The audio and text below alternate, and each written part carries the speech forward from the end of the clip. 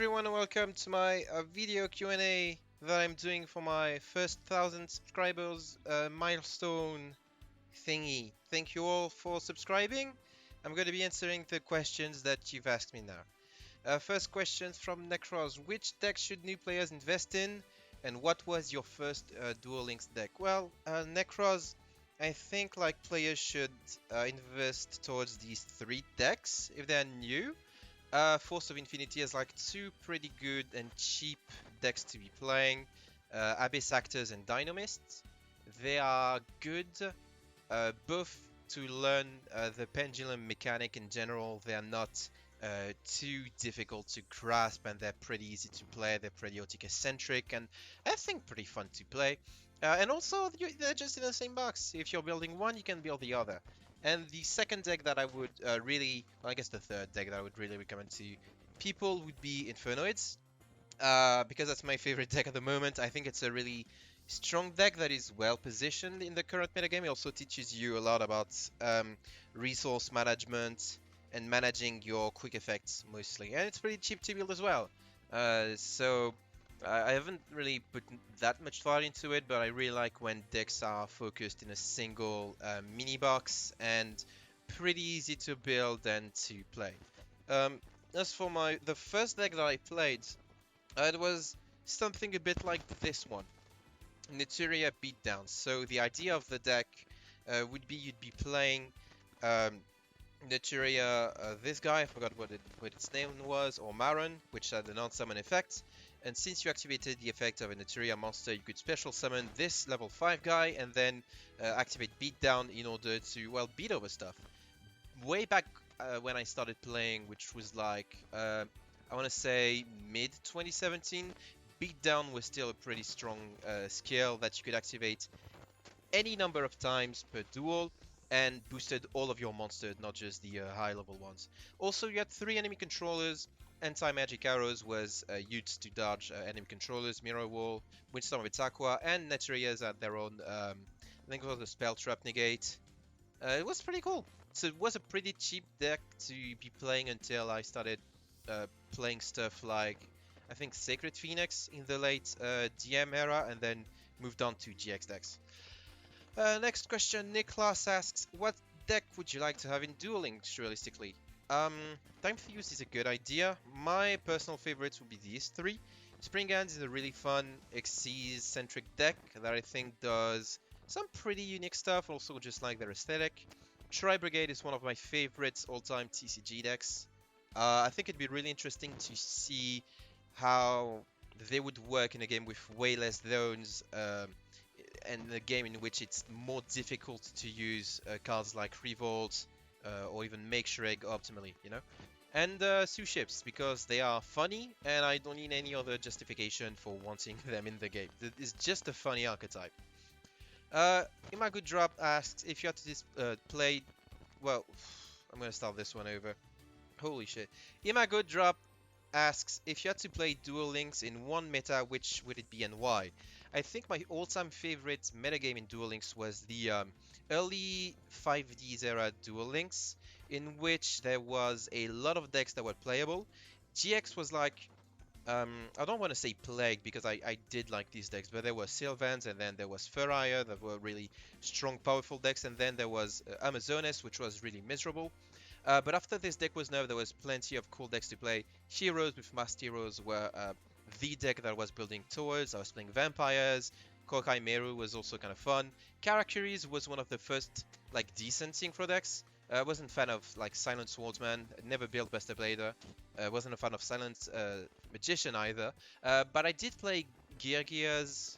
And no, there was I was also playing some really power creep deck like Legion of the Beast and Ancient Gears. It was a really fun time to be playing Duel Links. Not a perfect time, but still pretty good overall.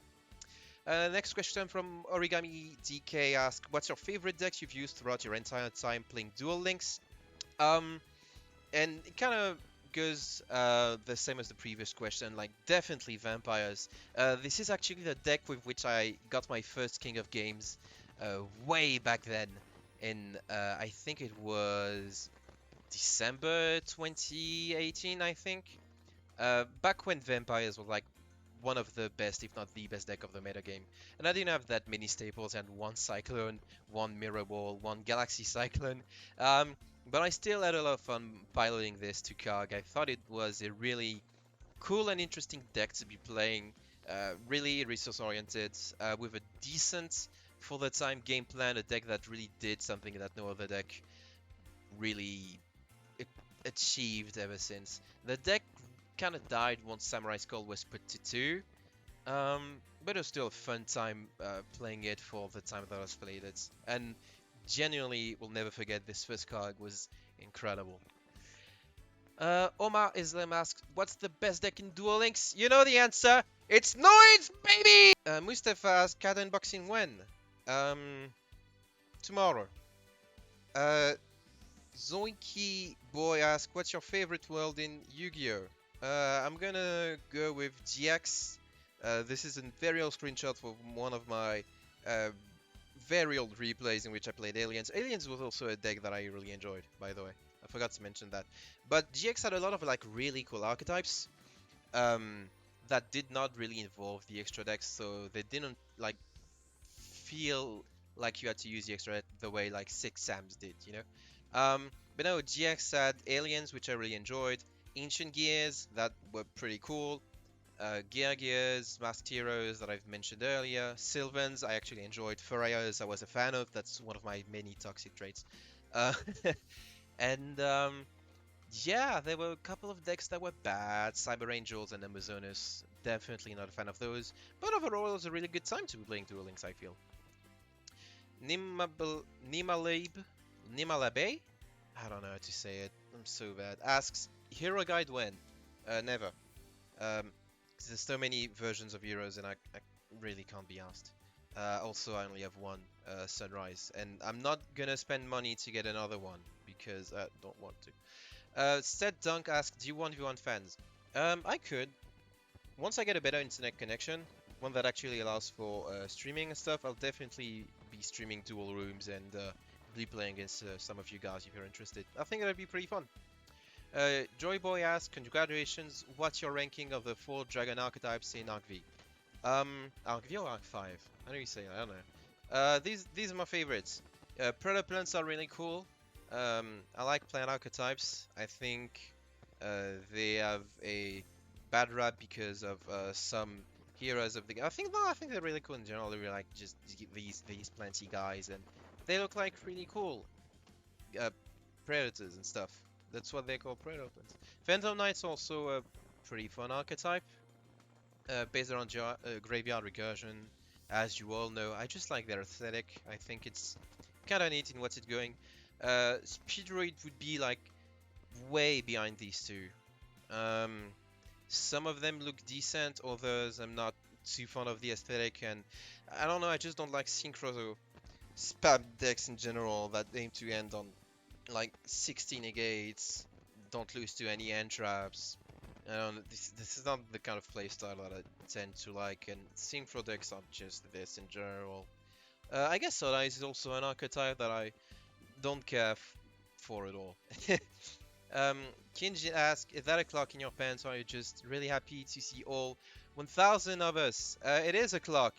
It is my clock tower prison with 4 clock counters on it. I'm impervious to damage now. Anyway, this is the end of the video. Thank you for asking all of your cool questions. I just realized that I forgot Dark Knight's question. I must have skipped it accidentally. Oops. Pretend that I didn't, and I'm gonna go back to it now. So Dark Knight asked, before I completely forgot about him, what do you think a certain scale restriction like resonators and PK for putting cards that might be inserted to counter current meta crows and stuff? I'm really torn. Maybe I should make a video about scales eventually, but I'm really torn about dedicated scale. I think, and this is my toxic trait, that the Gendora scale was fine because it made you play a bunch of cards that you would have never played before. Like, nobody would have ever touched Gendora with 10-foot pole before. I don't think the same applies to stuff like Rose Dragon, Hero, and Galaxy. And I don't think they brought anything interesting. But also, I'm a fan of like when skills I used to encourage decks that are really underperforming or don't have a clear, cohesive game plan. Like I like the Melodia skill, for instance, but I don't think Phantom Strategy was, necessary as a skill to exist. So I don't know. Should more of these skills exist, and should they have restrictions to limit you to certain cards? Maybe, but also Galaxy Eyes exist, and fuck Galaxy Eyes. Okay, so this time for real, thank you so much to all of you for your questions and for subscribing, just for supporting the channel in general. This is really something that I started um, doing for fun. I never thought it'd grow this big so quickly. So thank you all for the love and support. I'll be back with better content soon-ish, maybe. I don't know. In the meantime, take care, and I'll see you next time.